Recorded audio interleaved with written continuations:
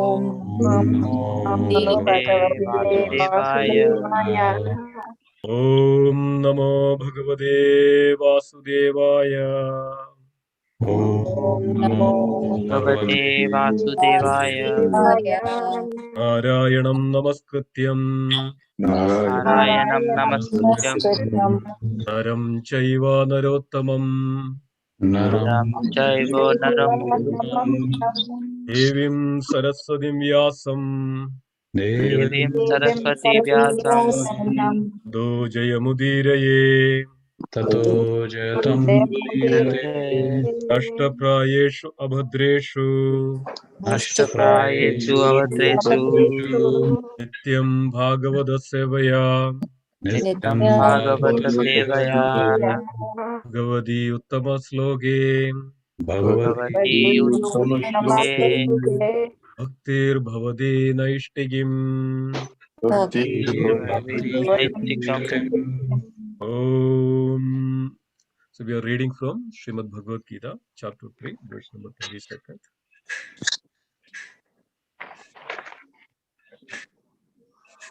Na me pattasti kartavyam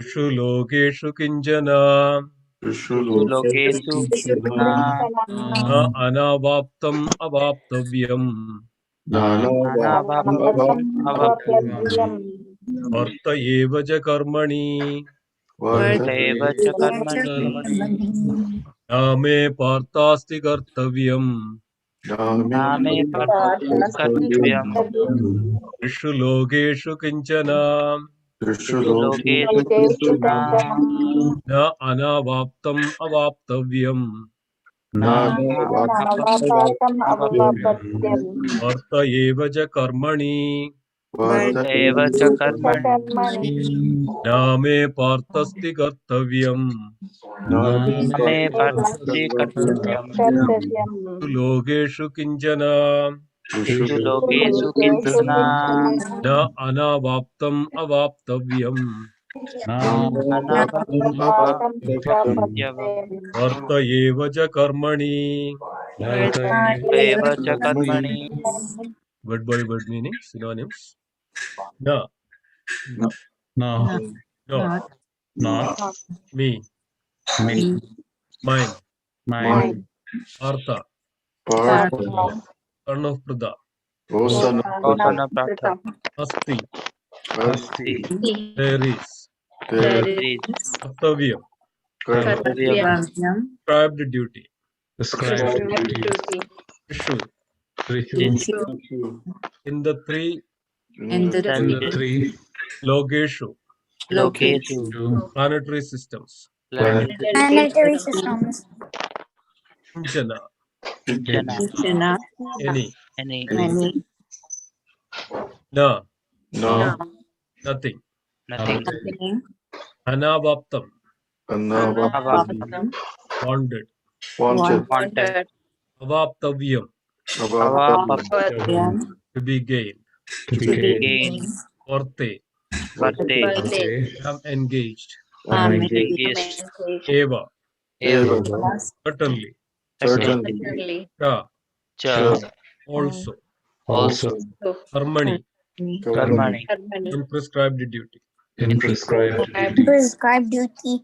Translation and purport by His Divine Grace, A.C. Bhaktivedanta Swami Srila Prabhupada ki. Translation: O son of Pruda, there is no work prescribed. Yeah, go ahead. O son of Pruda, Osana Pratha, there is no work prescribed for me there is no work prescribed for me within all the three planetary systems, within all the three planetary systems, nor am I in want of anything, nor have I a need to obtain anything. And yet, and yet I am engaged in prescribed prescribed duties. purport. The Supreme Personality of Godhead is described in the Vedic literature as follows. Tam Ishwaranam Paramam Maheshwaram Tam Devadanam Paramam Jadevadam Padim Padinam Paramam Prasadat Vadam devam bhuvanesham idyam na tasya karyam karanam cha vidyade na tat samaschabhyasti gasta drishyade parasya shaktir vividaiva suryade sruyade sabhavi jnana balakriyaja. Meaning of it: the Supreme Lord is the controller of all other controllers, and he is the greatest of all the diverse planetary leaders. Everyone is under his control. All entities are delegated with a particular power only by the Supreme Lord. They are not supreme themselves. He is also worshipable by all demigods and is the supreme director of all directors. Therefore, he is transcendental to all kinds of material leaders and controllers and is worshipable by all. There is no one greater than him, and he is the supreme cause of all causes. He does not possess a bodily form like that of an ordinary living entity. There is no difference between his body and his soul. He is absolute. All his senses are transcendental. Any one of his senses can perform the action of any other sense. Therefore, no one is greater than him or equal to him. His potencies are multifactorious, and thus his deeds are automatically performed as a natural sequence. It is from Sedosara Upanishad 6.78 verses. Since everything is in full opulence in the personality of Godhead and is existing in full truth, there is no duty for the Supreme Personality of Godhead to perform. One who must receive the results of work has some designated duty, but one who has nothing to achieve within the three planetary systems certainly has no duty. And yet, Lord Krishna is engaged on the battlefield of Kurukshetra as the leader of Kshatriyas because the Kshatriyas are duty bound to give protection to the distressed.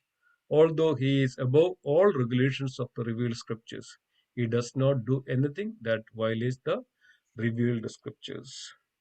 Om Jnanatimirandasya Jnanajnanasalagaya Chakshurunmilidam Yena Tasmai Shri Gurave Namaha Shri Chaitanya Manobhishtam Stabidam Yena Bhudale Swayam Rupakadamayam Dadadi Sapadantigam Vandeham Shri Gurum Shri Udapadakamalam Shri Gurum Vaishnavamscha Shri Rupam Sagrajadam Sahagana Raghunadhanidam Tam Sujivam Sadhuidam Savadudam Parijana Sahidam Shri Krishna Chaitanya Devam Shri Radha Krishna Padan Sahagana Lalidam Shri Vishakhanidamscha He Krishna Karuna Sindhu Dinabandhu Jagatpade Govesha Gopika Kanda Radha Kanda Namostude Tapta Ganchana Gaurangi Radhe Vrindavaneshwari Vrishabhanu Sude Devi Pranamami Haripriye Vancha Kalpatarubhasya Kripa Sindhubhya Evacha Padidanam Pavanebhyo Vaishnavebhyo Namo Namaha Jaya Sri Krishna Chaitanya Prabhu Nityananda Shri Advaita Gadadhara Srivasadi Gaura Bhakta Vrinda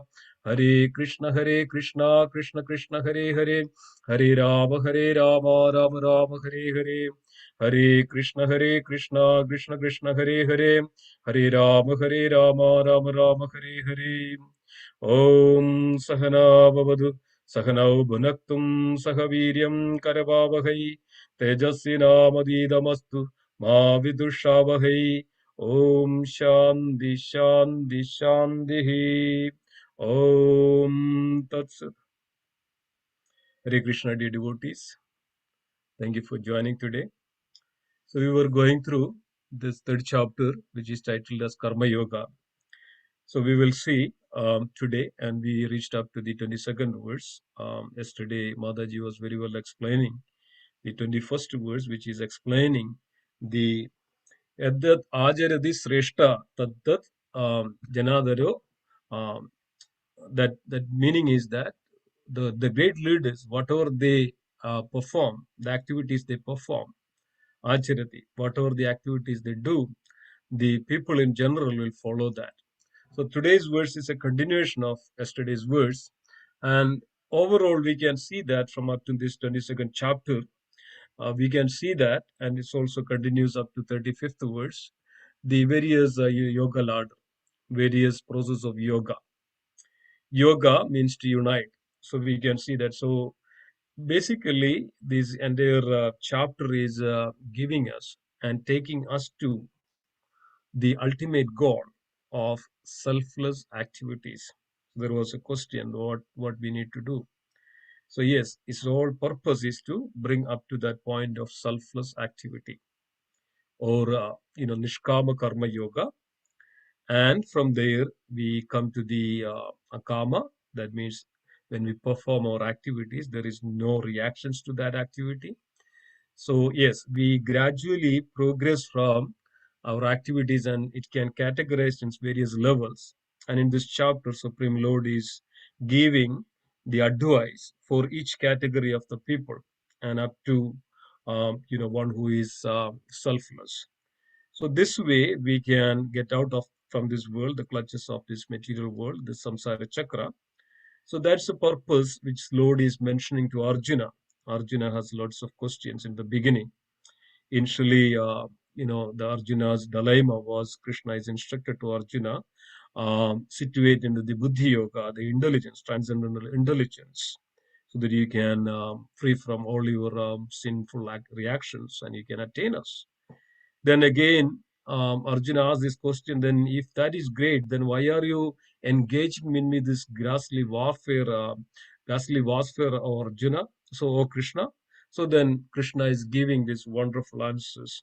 So this is for the general people, so that we can come up to this point of selfless activities. So let's see here, what is Krishna says into the chapter 6, verse 3. Lord is saying that the process of linking oneself with the Supreme is called yoga. So we have this word karma yoga. So karma means activities, yoga means the process of linking oneself with the Supreme is called yoga.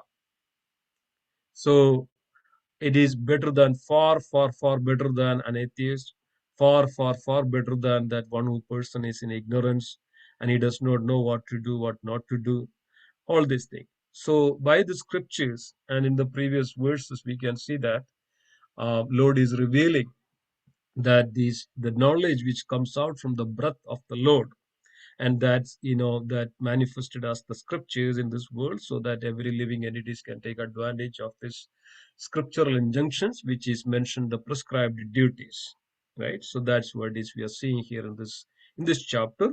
That's prescribed duties which leads to attain the Supreme Lord. So here yoga is defined as the process of linking oneself with the Supreme is called yoga, which may be compared to the ladder for attaining the topmost spiritual realization.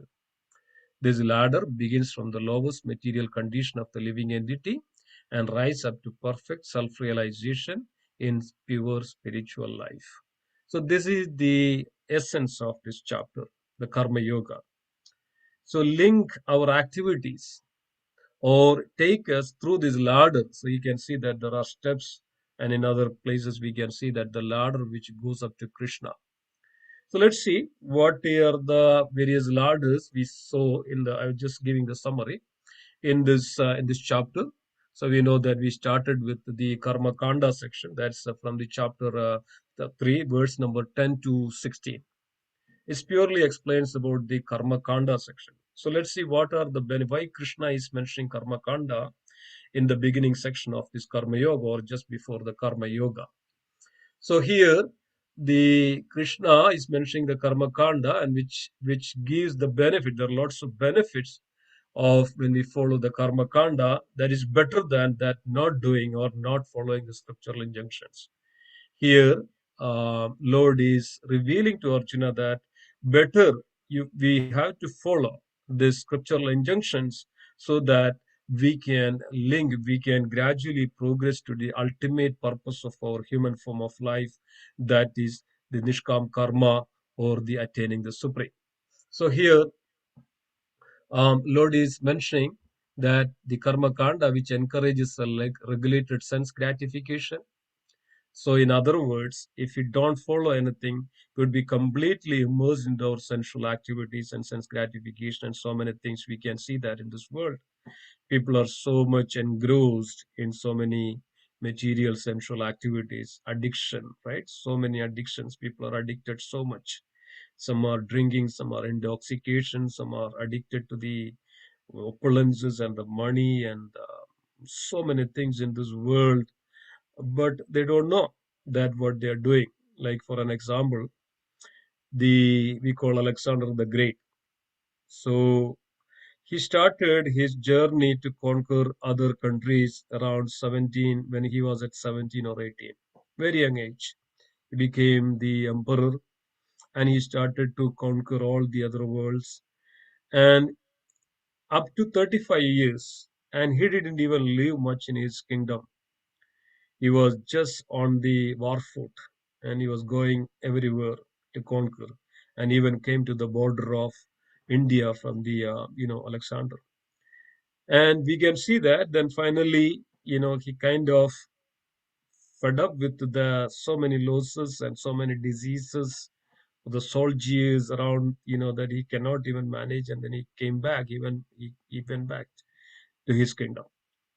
And then Alexander, then at the age of 35, and then he contracted with diseases, and he became bedridden. And then so many servants, so many doctors, so many people around, and they tried as much as they can, and then nothing could be done. And then he came to know that he's going to die, so nobody could do anything. And then he mentioned that, okay, when I die, make a coffin and make some two holes for that coffin. So then the servants asked, the minister asked, why you need to do that? So I'll tell that later. I'll come to know that later. So please make that coffin with the two holes on the outside. And then all the doctors should follow in the front of my funeral procession, so that everybody can see that these doctors. And this Alexander passed away, died. There was a big funeral, ceremony, and his coffin took out, and made sure that he mentioned that when I die, that put my two hands outside of this coffin with the empty hand, as if like, it's stretched out of the coffin, that everybody can see that this nothing is there in my hand. And the doctors should go in front, because of, even though there are busted doctors in this world, that nobody can save me.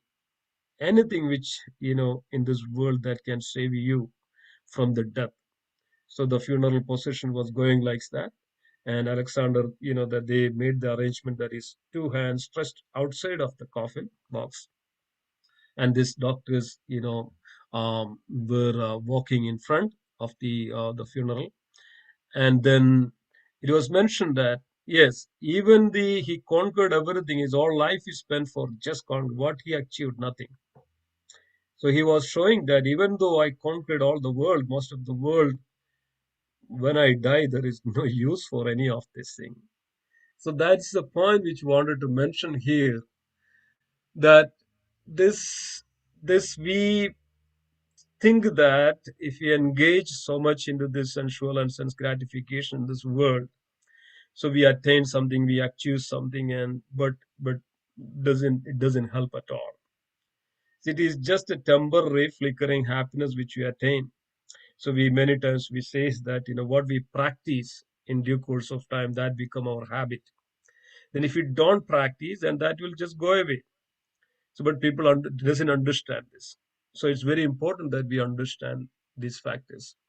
So even if it's better that we do something, we follow something which is mentioned, which is the prescribed duties which mentioned the scriptures. This is the Supreme Lord instructed this knowledge to the Brahma. Brahma instructed this knowledge to the Narada Dev. Narada Dev instructed to the Vyasadev. Vyasadev compiled the Sri Bhagavad Gita. And through these are the words, the songs from the Supreme Lord. And these words, if one follow these words, so we can gradually elevate to the the yoga ladder. We can get into the yoga ladder. That means we can connect, link with the Supreme, and gradually we all can elevate to attain the Supreme. So here the benefits which is mentioned, that they meant to bring general mass of people to the platform of religiosity. Religiosity means dharma. So we all have a dharma to perform, right? Karma means activity, dharma means duty. So it's very important that we understand this factor. Dharma. Dharma means our eternal duty or religious duty or religiosity. So it brings to that platform of dharma. Without dharma, nobody can get out from this world. Everybody has to perform dharma. Otherwise, if we don't perform the dharma, we will go to the lower planetary systems. So everybody has to perform their dharma or the prescribed duties. So that's what is the Purushartha. We know that the Purushartha means Purushartha begins with this dharma. So dharma, artha, kama, moksha. Purusha artha, right? Not artha. Artha means dana. Artha means desire, our desire. So Purusha Artha, one who can desire this to attain the supreme, that means liberation, moksha, from where it starts? It starts from dharma, artha, kama, and moksha. Dharma means one who performs these prescribed duties. So he can become happy and he can attain happiness in this world, or artha, that means the wealth, so that he can put that wealth, he can utilize that wealth for his own happiness. So then he can fulfill his desires, karma, then he can attain the liberation. So this is the process. In Veda is generally mentioned this Purushartha. And here it's also, the Karma Ganda also gives that Dharma, Artha, Kama, and Moksha. It makes you happy, it makes you put into the religious city, religious principles. It's also put you to the, to fulfill your desires. That's the Karma Kanda section means. With this process, you can, we all can attain this. Then it purifies the practitioner in many ways. It purifies our activities, purifies our entire thought processes. It purifies our activities. It purifies our mind, so that we have a connection, we have a link. Otherwise, we are untied, we are unlinked. So we know that the problem, the results of we are not connecting to the Supreme is that we goes down further into this material pole of misery and suffering. So then gradually Vedas expose him to Jnana and Upasana sections. So gradually he can elevate himself to the knowledge section. So that's what is we are all trying to do, come to understand this knowledge of the Supreme. Then Upasana means worship. This is the Vedas are categorized into two sections. Jnana Kanda and Upasana Kanda. Upasana Kanda is very less, but more on the Jnana Kanda. So 90-95%. That's where this Karma Kanda is actually belongs to. Then also results of yajna gives him faith in Shastras. So when he performed the yajna or the sacrifices as per prescribed into the Shastras, so he gets faith in the Shastra. So when he gets the faith in the Shastra, then he has more English, his purification is there, then he can inquire more on this, the more understanding. So motivates him to associate with the Brahmanas he give higher knowledge. So there are so many benefits. So then he can associate with the Brahmanas. Then he can purify himself through these processes, and then later he can also associate with the Vaishnavas, and he can attain the pure knowledge. Then gradually the practitioner finds the futility of material life and makes transcendence as his goal. Then gradually, so this is the purpose of Karma Kanda. So many times we ask this question, that why we want to do this. Yes, this is for the people in the lowest ladder of this yoga ladder. So the lowest ladder of the person is animal life, right? So this is actually bringing from our animalistic life to the next step of that, to link with the Supreme in this Karma Kanda. That means as per the prescribed duties or activities mentioned into the Vedic literature. Then we really come to the section of Karma Yoga. So the Karma Yoga is now divided into Sakama Karma Yoga and then Nishkama Karma Yoga.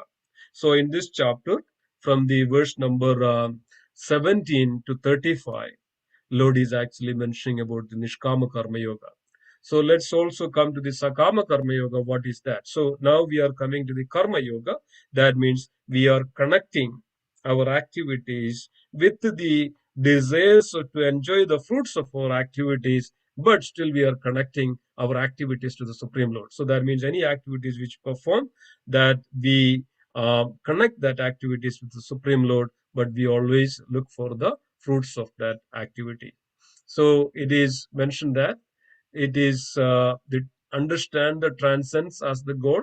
That means karma yoga, which is mentioned in the Bhagavad Gita, also that to take us to the transcends level. That means to attain to the highest level. Then the Sakama Karma Yoga then brings to the point where one who does all this one and brings to the point that he frustrates actually himself. Then he will come to know that, yes, what I'm doing this. And many times we can see that there's so many people, they come to that the retired stage. I know that a person who was working all life and he came to the 60, 65 age and he just talking, mentioning this one. And I don't know how I spent my life and what I did for myself. And now he is realizing at the age of 65 and when he retired, now he's realizing that what did I do? Nothing I done for my life. So this is the fact. So now he is realizing that. So this is what is exactly which helps to the person. The Sakama Karma Yoga, which there is always a desire to perform the duty, but somehow is connecting to the Supreme, the Lord. But then finalize, it brings to that the frustration in the material life. And then he desires for purification. As I mentioned that so many people are out there. They just simply do. They don't know what they are doing. So, but it is some point. It's actually brings to the frustration. Then attempts to renounce fruits of the labor, and then these are all the results of this Sakama Karma Yoga. Even if there are desires to enjoy the fruits of, but since we are connecting this to the Supreme, we are linking this with the Supreme, then gradually that purification is happens. So that brings to that point of that, okay, I should purify myself. So this is the beauty, this is the benefit of becoming a Sakama Karma Yoga. So better than Karma Kanda. So it's better. That is a yoga lot. The next step of the Karma Kanda is the Sakama Karma Yoga. That means it's more purifications from that, looking for the fruits and the enjoy in the life, and so that I can enjoy the disease and the lusty disease, and the to accumulate the wealth and so many things. But better than those karma kanda is sakama karma. That means activities which is in line with the prescribed duties, and understanding that this is this is connected to the supreme. So I should link this with the Supreme. So I should act, ask for the prescribed duties mentioned in the scriptures, and then so that I can somehow gradually I can benefit out of it. That I would frustrate as well as it purifies me. So Lord is giving this one so that these benefits can happen. So even though there are desires to enjoy the fruit, but if you are linking that activities with the Supreme, then we can gradually come out of our these material desires. So then we come to the point, that's where today's topic, that's Nishkama Karma Yoga.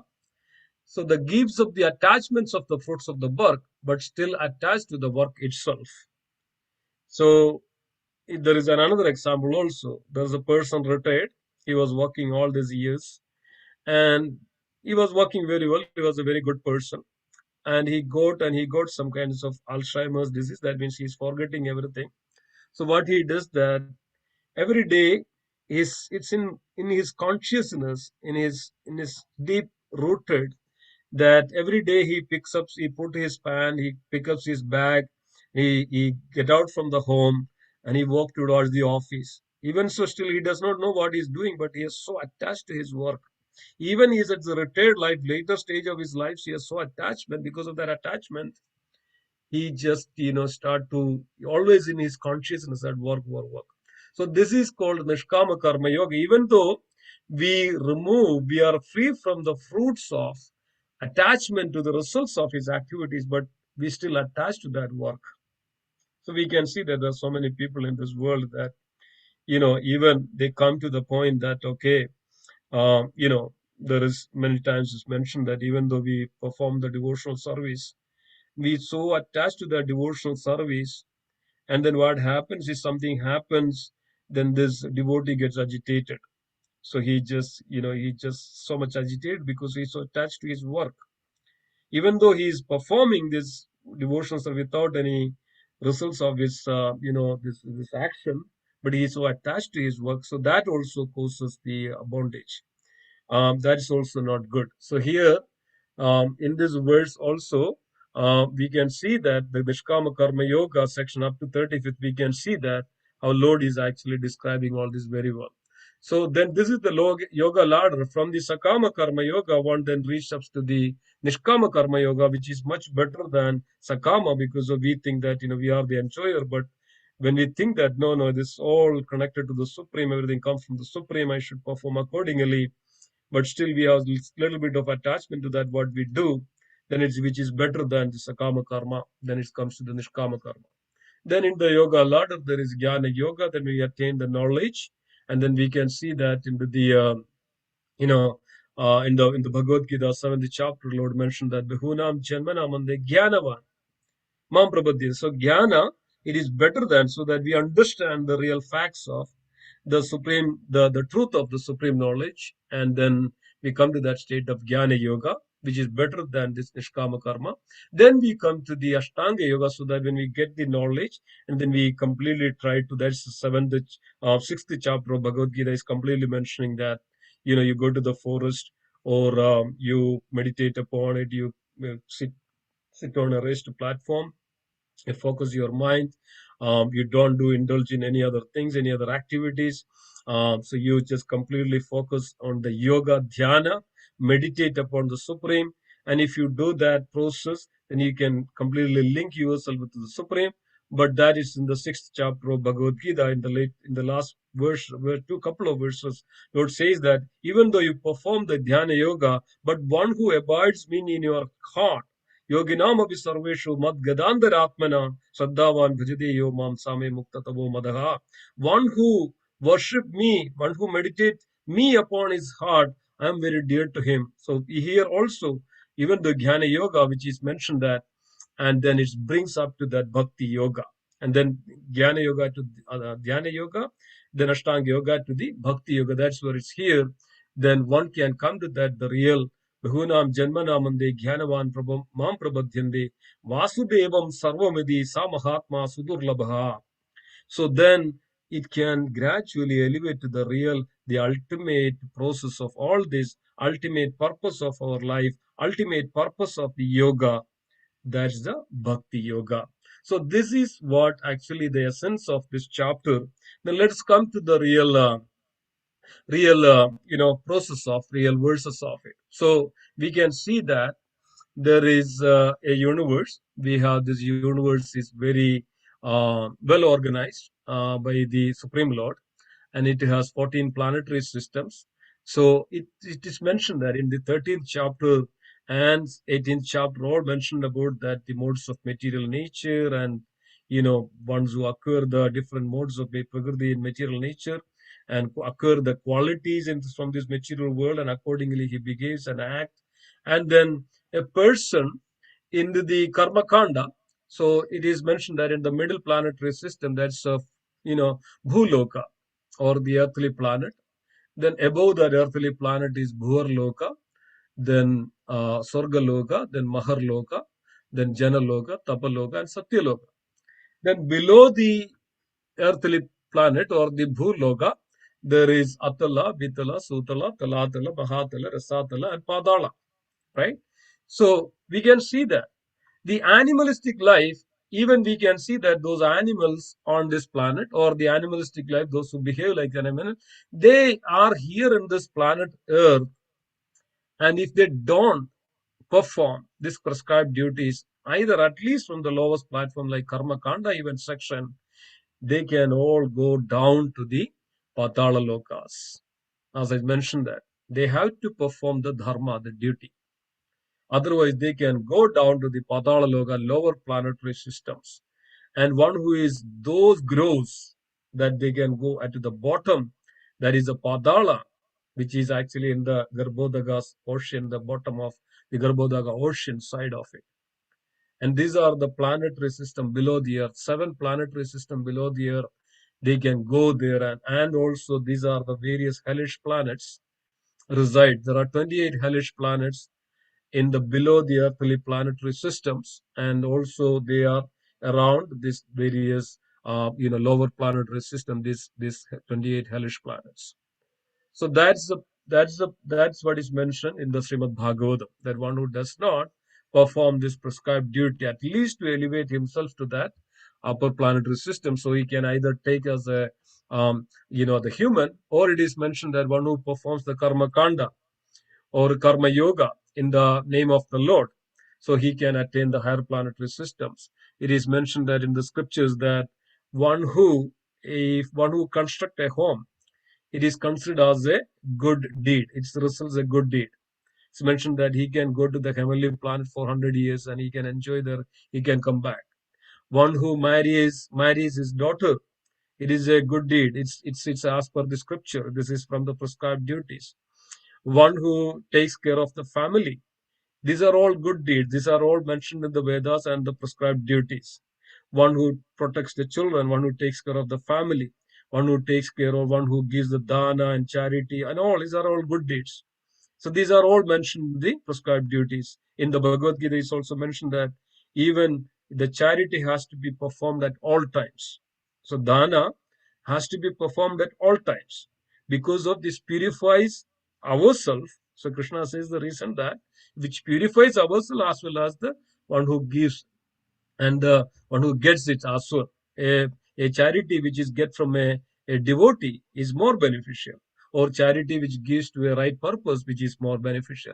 So the point I'm trying to make is that, so this karma kanda or karma yoga, which definitely gives the result to that the performer. So that's Krishna is mentioning that in this verse like that.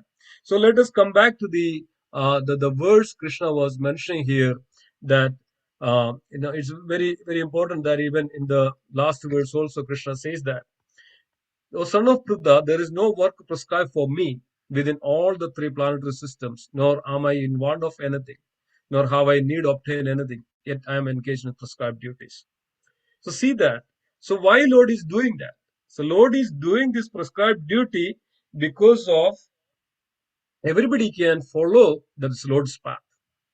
So in the purport, Srila Prabhupada mentioned that in the last purport.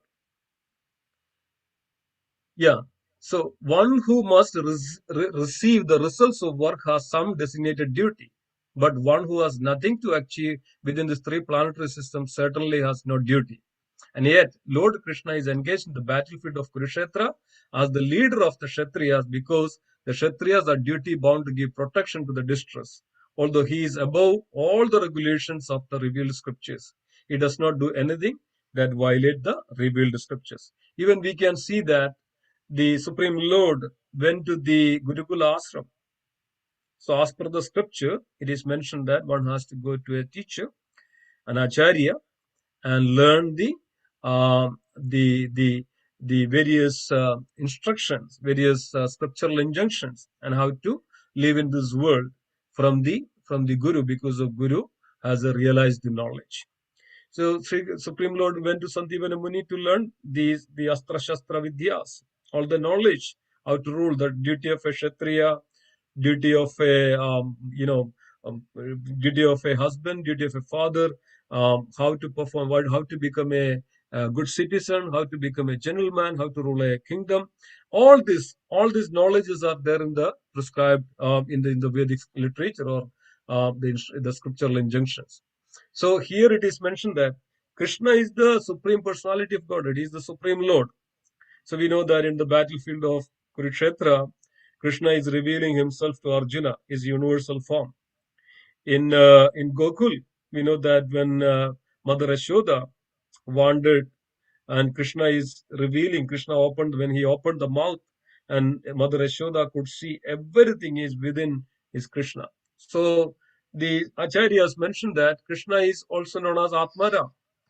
Atmaram means he rejoices himself. Ram means the supreme enjoyer. So Atmaram, he himself rejoices. He does not need anything. He is completely satisfied. He is completely enjoying himself. That's Krishna.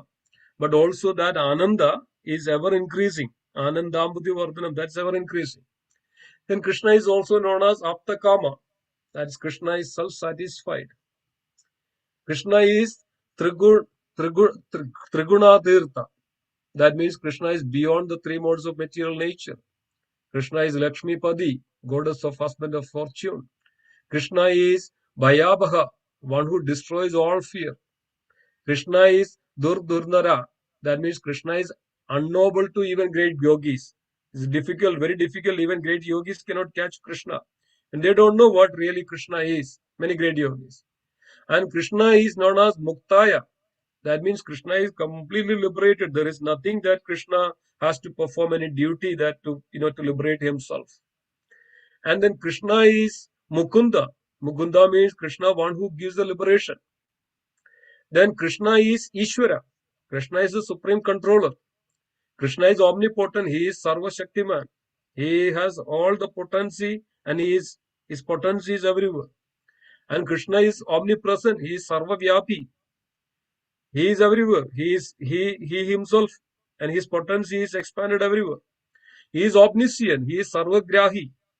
He understands. He is everywhere. He understands everything. Krishna is the cause of all causes. Sarva Karana Karanam. So we can describe the Supreme Lord in such a way that Krishna has nothing to do in this world. But still, Krishna performs his activities. Why? So the reason for that, so it is very important that, as in the previous verse, it is mentioned that if you look at the previous verse, it is mentioned that Yadat Ajarada Sreshta Tadat Evadaro Jana.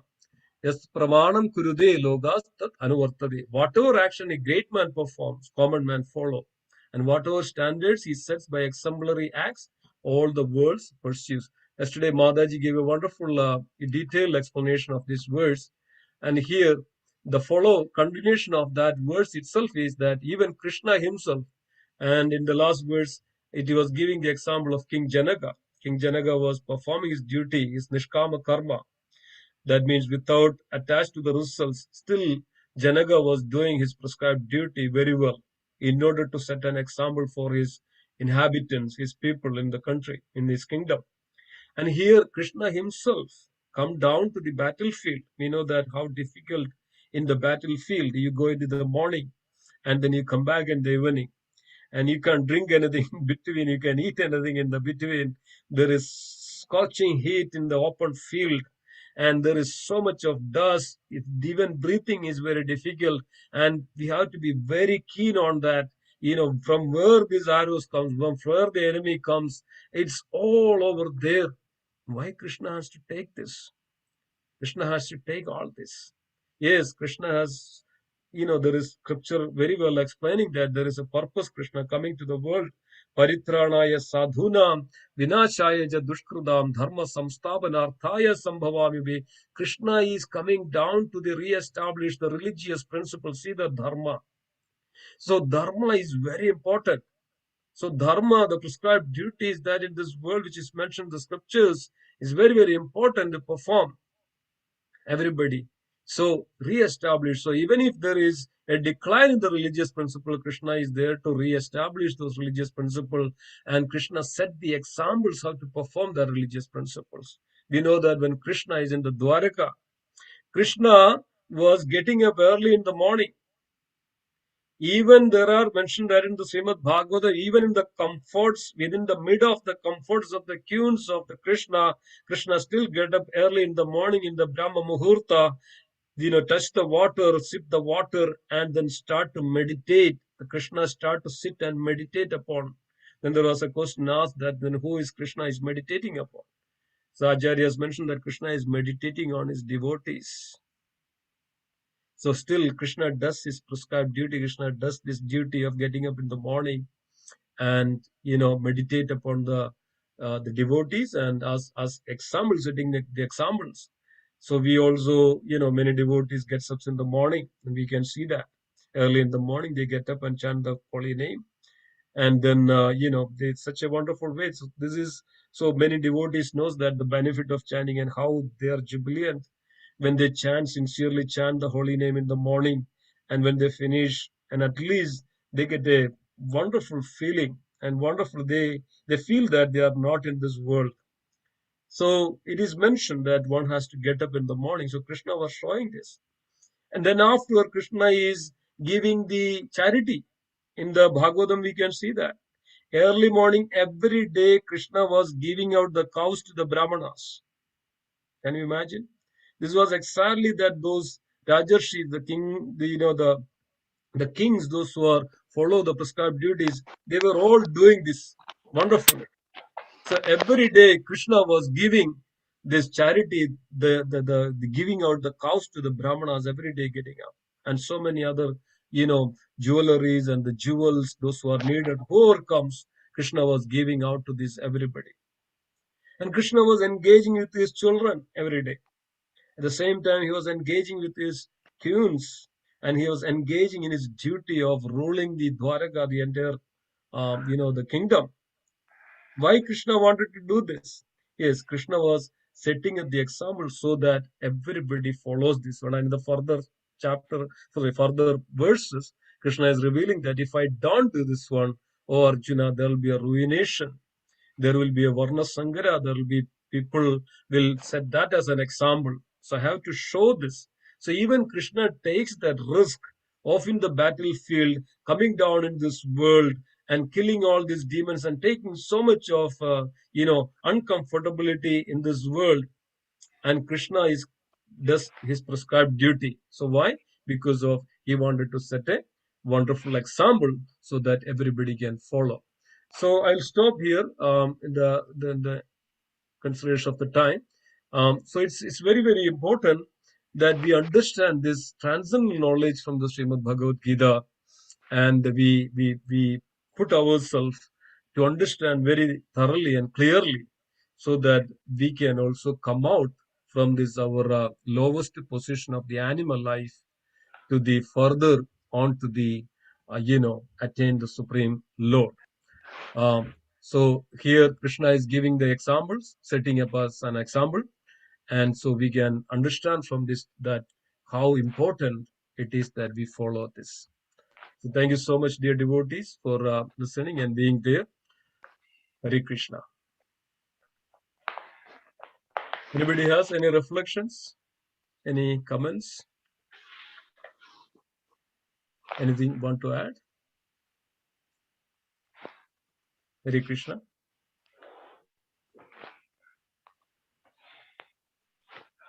Any comments? Thank you, Prabhuji. Wonderful class. I had a question that Please. The people who are following the demigods and like they're observing weekly fasting, like some people fast on Mondays, some on Tuesdays, Yeah. and they're doing like following Navratras and all, they are very dedicated, they to the demigods, very so are these what, but they're still attached to very materialistic. Yes. So who are they? Are they Karam Kanda? They belong to that Karam Yes. Kanda or group? Yes. Okay. They Okay, that's belong what to Karma Kanda. Yes, because of their okay. following. It is mentioned that in the scripture, Mataji. It's if you take Puranas, Skanda Puranas, and all those Puranas. Even Puranas are divided into three. The six Puranas are in the mode of ignorance, six Puranas are in the mode of passion, and six Puranas are in the mode of goodness. So those who are in the lowest, they are eating meat and other things. Even they says that even if they want to eat, but if you offer that meat to the like goddess Kali and likes that, so they get some benefit because they are linking this to the spiritual process. So they get some. So this is all karma kanda. Yes. So like many people they eat meat on so many other days, but they say that today I am going to take a upavas. That means I don't eat any meat, but I fast from the meat, fast from all the abominable activities. So today I'm going to fast and I worship this goddess Kali or goddess Durga or whoever is, even demigods, like some worship the Shiva, some worship of course don't consider Shiva as a demigod. Shiva has a very special role, but they do worship Shiva in order to gain the material benefit. And they worship Chandra. They worship Surya, they worship Earth, they worship Indra. In so many ways they worship. So what? They have a specific desire to perform. So it is mentioned that in the scripture, if you worship Uma, you get a good husband. And if you worship Mother Earth, you get good health. If you worship moon god, you have, you can steady your mind. And if you worship Indra, you get a lot of power and physique. If you get a good, like a strength and like wealth, you worship Mother Lakshmi, or if you worship Kartigeya, there are each demigods or each, there is a day for it. If they worship like that, so like we have the Ravivar. Why it is Ravivar? That's the day for Surya. Then there is Mangalvar, right? There is a for Chova or Mars, and there is a Budhavar, that the day for Buddha, the planet Buddha. Then there is Guruvar. Why? It is that planet for Guru, right? Then Shukravar, then Sharivar, likes that. So they do. There is a benefit for each day if you do that. So where it is mentioned, it is all mentioned into the scriptures, and they are following that. So they do get the benefit, and yes, this is karma kanda. So somehow, even from that animalistic life, that eating meat and they don't even think, always engaged into the sensual activities, then what they get it? So one day they are free from it. One day they are connecting with the Supreme, right? So that's the benefit. So did it answer your question, Mataji? Yes, Prabhuji. Thank you so much. Thank Right. you very much. Very good. Anybody else? Any comments? Any questions? Hare Krishna, Prabhuji, Dandar Hare Pranam. Hare Krishna, Prabhuji. All good, Dandavat Srila pranam. Prabhuji. All good, Srila Prabhupada. Wonderful lecture, Prabhuji. I'm just trying to meditate on, what you just explained us in terms of different rungs of the ladder, starting from the Karma Kanda to Karma Yoga and then Nishkam Karma Yoga. And, so the person or, the follower or, even devotee would progress, I don't know if I should use the word devotee here right now, but yes, there's a progression. Yep. Also, we know, and they have been mentioned of the fact that Krishna reveals himself.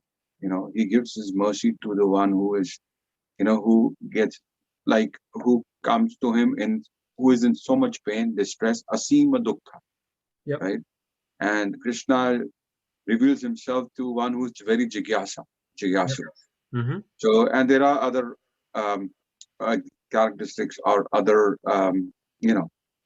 who has more knowledge of the scriptures. Maybe there are 4 or 5. I know we have touched upon this earlier. So now the question is, how does this ties up to those different rungs of the ladder, which is what you're saying? Because my understanding is, if you are into so much karma kanda, the taste never goes away, unless there's something happens to you in so much pain, and that pleasure you were trying to get brings you distress, and you start thinking, oh, this has to change. I mean, that's my understanding. I mean, karma kanda, I've seen people, like also Mataji also mentioned, people regulate themselves, they speculate their own religions, they come out with their own practices, but then I think they get entangled in that. I'm not sure if they're really able to get out of this, because I'm more a believer that Krishna shows mercy to the one who gets to him, who seeks, and you shall find, like they say in Bible also. So I'm just trying to see how these two tie together. Yeah, true. Yes. I mean, in the Bhagavad Gita, Krishna says that Chadurveda bhajande mam jana sugurdana arjuna artho artakni jigyasu jnanina bharadarshabha. What does that means? 4 types of people approaches me. That doesn't mean that Krishna reveals him to them. 4 types of people approaches me, O Arjuna. Who are they? Artho artarthi jigyasu. Artha, the one who needs the wealth. Artharthi means one who is in distress. And Yeah, curious, one who is artha arthaki jnyasu, one who is curious to know me, and jnanina, one who is inquirer of the knowledge. So these four people approaches me. So it's good. I mean, there at the same time, Krishna also says that namam dushkridino moda prabandhide naradama maya aparhridam jnanam asurim bhava masradaha. That means four kinds of people never approaches me. Who are they? Namam dushkridino moda. One who is lowest among the mankind, dushkridino moda, the foolish. Prabhadidya naradama, lowest among the mankind. And maya abhakrita jnanam, one who is immersed, or one who is grossly engrossed into this material world, maya, by the illusion. And asurim bhava, one who is demoniac. They never approaches. So the point I'm trying to make, so these four kinds of people approaches Krishna. That doesn't mean that Krishna reveals to them. Yes, Krishna reveals to them those who are in the nectar of instruction, nectar of devotion. So the Rupa Goswami says that, it says that, Sevan Mukohi Jigwadu Swayam Evas Paradiyada. It says that Ada Sri Krishna Namadi Na Bhave Na Indriya. It's very difficult. It's not that easily that Krishna reveals to those people. Krishna says that one who performs in loving, one who engages into the loving devotional service, whom they only Krishna reveals themselves to them. So what is here trying to do is one who is in the karma kanda, one who is engaging at least that, which is better than doing nothing, right? It's better than doing something in relationship with the Supreme, or just follow the scriptures, so that it can open the path for them. It's like as I mentioned that when he engages with a Brahmana, who has more knowledge, then he can get the association, so that he gets an opportunity to progress himself. So like for an example, a cow, it says that in the ladder of this 8.4 million species of life, that the animals, those who are more closer related with the humans, so they get an opportunity to get some sukriti, like which is the prasadam which is offered to the Lord, and remnants of prasadam. If that animal eats, he definitely gets purified. He get an opportunity to get into the human birth the next life. So likes that, if he performs and linking, just remembering him, or the Brahmana says that, okay, you sit into this yajna, you chant this mantra along with me. That's what is basically the sacrifice, the karma kanda. The Brahmana tells that person to, okay, chant this mantra. So even he uses his tongue to chant the mantra, or somehow he is linking to the Supreme, so that he gets an opportunity in his next life, that to purify from whatever he started. So this is a purificatory process. Yes, it's a long way to go, that where Krishna reveals himself to the devotees. Krishna reveals only to the devotees, not the karma kandis, not the karma yogis. So that's why Krishna says that, right? So one who put me in his heart, even though dhyana yoga, great yogis are there, they don't know anything about Krishna. Even though they go to the forest, they sit for thousands of years, but they don't know about Krishna. So we can say that there are many categories of people. Actually, what Mataji was saying, that why Muni is not understanding Krishna, one Muni is not. Muni is just a word in Sanskrit that who is actually within himself meditating upon him. Muni, Mauna. The word Muni comes from Mauna. So Mundaka Muni, there is Muni is there is a Maharshi is there is Rajarshi is there is Acharyas are there. There are so many terms there actually. Then there is also a Bhakta. The position of a Bhakta is the highest. So we know that this Shabari was a bhakta, no, not so much of knowledge, but understood that the bhakta, the loving devotion, the love for the Supreme. Bhakti means the loving devotional service to the Supreme. One who does that, Sevan Muhohi Jikhwadu Swayameva Varadhyada, that means Lord reveals himself to such devotees. But this process, this yoga ladder, this process purifies himself, so that he can get a birth in the yoga ladder, he can get a higher birth. Maybe he can get a human birth in this life. So is that Krishna says that, right? In the Neho Vikramanasos, Pratyavayo na vidyate solpam api asya dharmasya. See that the word? Solpam api asya dharmasya trayado mahado bhayan. that if he perform even little bit, he can free from the greatest danger of from this world. The greatest danger is that if he don't get a human birth in the next life, that is the greatest danger. So by this process, he gets a sukriti, he gets agyada sukriti, and he gets a higher birth in his life, so that till he can continue work, he is left over, he can start. So Krishna makes that, Krishna makes sure that he gets that. That's why Krishna says that if he takes one step, I take 100 steps towards such people, so that he can gradually elevate towards myself. So this is not in the one lifetime process. This is take many lifetimes to come to the pure state of nishkama karma. Even karma kandis, those who perform this, so they can somehow relate to the Supreme. And in this process of, or the words of Supreme, the will of the Supreme, or in the process which is mentioned, the prescribed, in the scriptures, so he can take any one of those and gradually he can elevate himself. And then finally, that's why Krishna says very clearly, Bahunam Janmanamande. Many lifetimes after lifetime, Bahunam Janmanamande. Jnanavan Mam Prabhadyante. So in the yoga ladder, just before the bhakti is the jnana. So still Jnana Yogi cannot fully understand Krishna. Jnana Yogi cannot get Krishna. He has to come to the stage of bhakti. Bahunam janmanamande jnanavan mam prabhadyande Vasudevam sarvamidi sa mahatma sudurlabha. That means such devotees are very rare. And it's also Krishna says that in the 7th chapter, the 2nd verse, Manushyanam sahasreshu kaschit edadi siddhaye edadi abhisiddhanam kaschit mamedi tattvadaha. That means Manushyanam sahasreshu, out of thousands of people, Manushyanam sahasreshu kaschit edadi siddhaye, one who knows me out of thousands of people. And edadi abhisiddhanam, and out of thousands of people, those who know me. And Kachid Mamedi Tattvadaha, that means one who know only out of millions of people, those who knows me, that only one knows me in full, in truth. See that?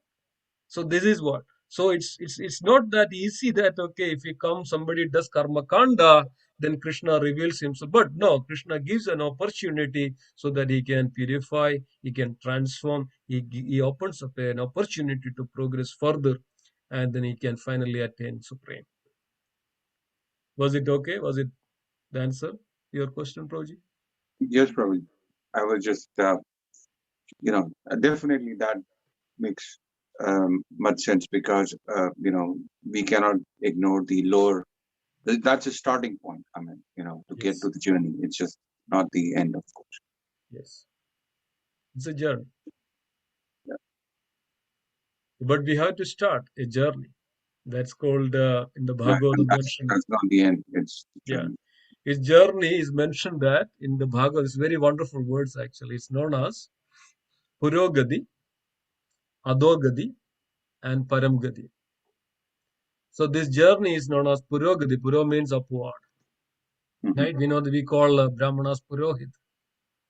Why we call him Purohit? Puro means he is in the Hida means the desires. He is the well-wisher of all the people. He is on the upper side, he is on the higher planet. We call Purohit. Puro means in the higher side, on the upper. So it's otherwise what happens, the journey, if one who doesn't connect, even the animalistic life, that's the lowest. When we come to that state of the, following at least some scriptures and prescribed duty, that is known as the, that starts, that's the Purogadi. And then we get the Paramgadi, that means supreme destination. Otherwise, what we have, as I mentioned, that we get Adhogati, that means we go down. So it's very, very important we understand this and practice, apply in our life. So, but we've seen that in the previous verses, especially in this age of Kali, the sacrifice, the best way to connect the Supreme, and it's very freely available. And Sri Chaitanya Mahaprabhu, Lord Nityananda Prabhu, they were very, this in the marketplace, and what all price you have to give, you can just freely go and get it. But all the price you have to give is just the faith in the Supreme Lord. And that's the best of this age of Kali. That's the, it's Bhagavad mentioned that even from the other ages, people try to take birth in this age of Kali. Even from all the other planetary systems, people tried to take birth in this age of Kali. From other previous yugas, people tried to take birth in this age of Kali. In all respect, people try to take birth in the age of Kali because of this Kali Yuga. There is a best quality is mentioned that Kalir doshe nidan raja nashti ego hi mahan guna kirtane yadasya krishnasya mukta sangam param vruje in the 12th chapter of 12th canto of Bhagavatam says.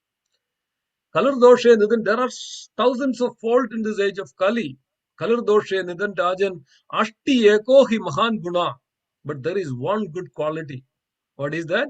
One who performs the Sankirtan, Kirtanayadasya Krishnasya, one who chants this holy name, Kirtanayadasya Krishnasya, Mukta Zanga Param Vrajed. He gets the liberation to work Param Vraja. Vraja means Param means the supreme Vraja, the Goloka Vrindavan. Srila Sukadev Goswami is telling this to Parishit Maharaj. You can see that Sukadev Goswami, how realized the Supreme Law, Sukadev Goswami. And that Sukadev Goswami mentioned that in this age of Kali, one who performs his chanting of the holy name, the name of Krishna, Kali Kala Nama Rupe, Krishna Avadar. In this age of Kali, Kali Kala Nama Rupe, Krishna Avadar.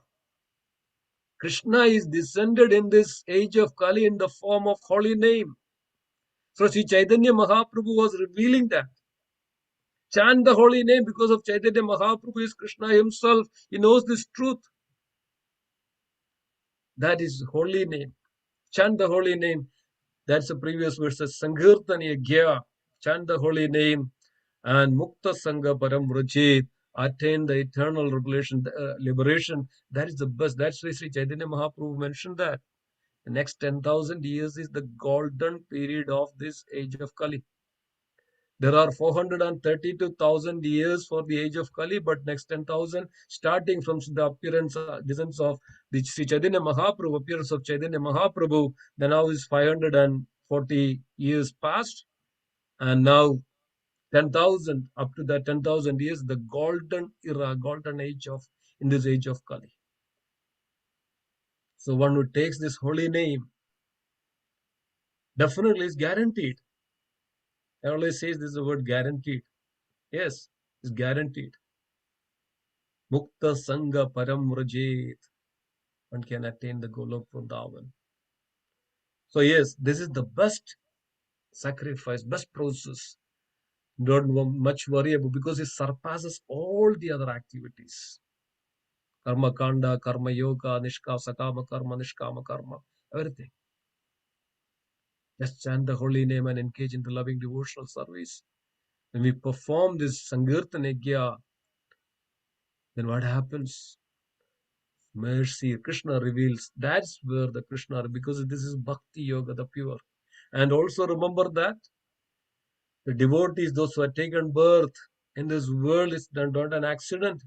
They were performing thousands of lifetimes of pious credit, pious deeds, pious activities. Some are the dear devotees, some are here actually, they are Nitya Siddhas, even into the circle of devotees. Mentioned about Srila Prabhupada, eternal. The associates of Srila Prabhupada, they're not ordinary. This Gaura Leela is happening. So Gaura Leela is eternal. And that Gaura Leela, within that Gaura Leela, one who some way or other related to Sri Chaitanya Mahaprabhu, they're all performing the Leela of Sri Chaitanya Mahaprabhu, that Nagaradi Grame, that Mora Nam Prachar, that means every town and village, my name will be chanted.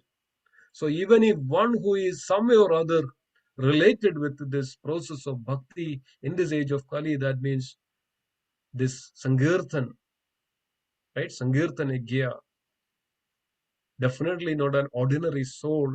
So we should all take the dust of that devotees, put it on our head. Is purifying, is that purifying. So it's very, very, it's not, don't minimize this all. This process, this is Yuga Avatar, is a Yuga Dharma. It is known as chanting the holy name is Yuga Dharma. Dharma of this age of Kali, Yuga Dharma. Yeah, thank you so much. Thank you. Thank you. Anything else? Anybody?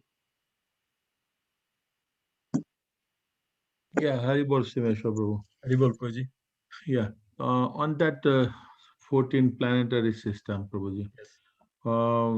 You mentioned that, I mean, not you, but on the chart, it indicates that the right above the Bhuloka, the Orgaloka. The Below the. No, above the, just above the Bhuloka, the Bhuvarloka. Ghost and ghost and goblins and the spirits. they go above the planetary system? Yes, they do. That's true. Okay. Somehow I was under the impression that they go below, but all right. So I did not know that. So okay. Yeah, they do go above. Yes. That's So where they are above the planetary, above the Bhuloka then. Above the Bhumi, above the Bhulokas. That's a Bhuvar Swa. Because they are pious or something? That's why they are higher? No, they are not completely finished their life cycle. Okay. Right? So they still have to say, either they have to come back to earth, they have to wander around. So Lord created a space for them as well. But that space is above the Bhuloka? Yes, above the Bhuloka, yes. Okay. All right. Thank you, Prabhuji. No problem. Haribo. Jai. Anything else? Anybody else? Any reflections? Murdananda Prabhu, other devotees, Subal Prabhu.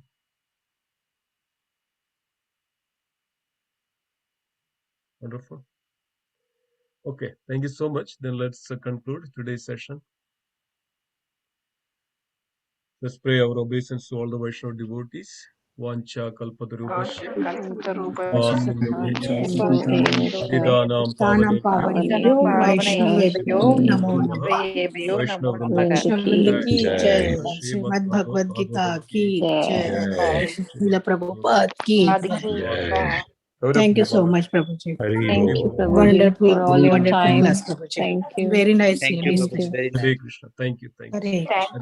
Thank you, Simhesvara Prabhu. Hare Krishna. Thank you so much. Wonderful. Hare Thank Krishna. you. Hare Krishna. Hare Krishna.